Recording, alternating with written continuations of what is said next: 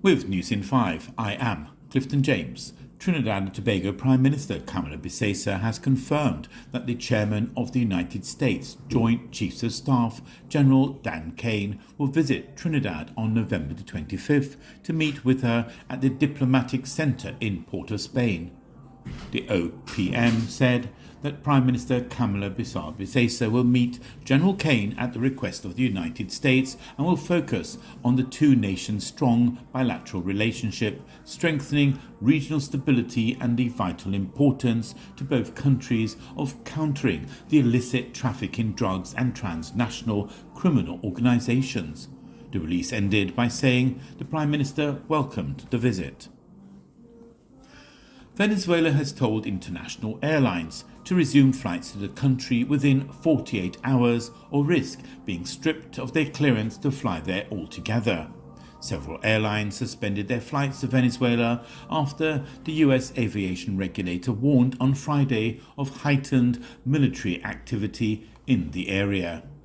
The warning came as the US ramped up pressure on the Venezuelan government, sending the world's largest aircraft carrier to the southern Caribbean as part of a larger military build-up.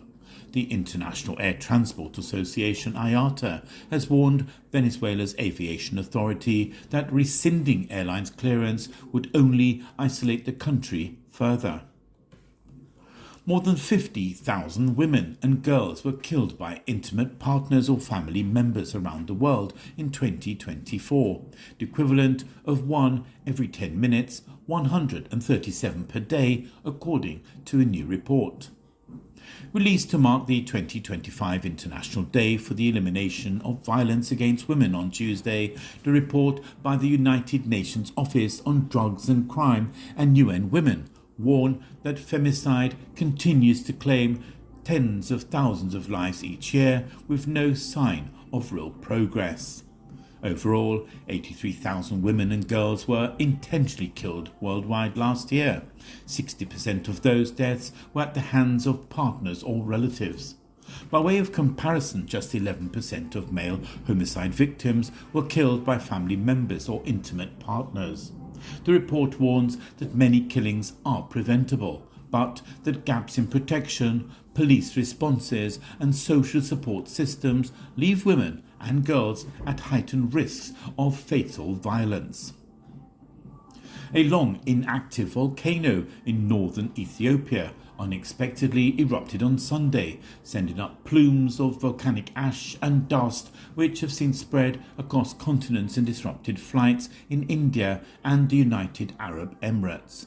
No casualties were reported in Ethiopia following the eruption, but local government officials told reporters they are concerned about the impact of the eruption on local communities and their livestock in the Afar region where the volcano is located.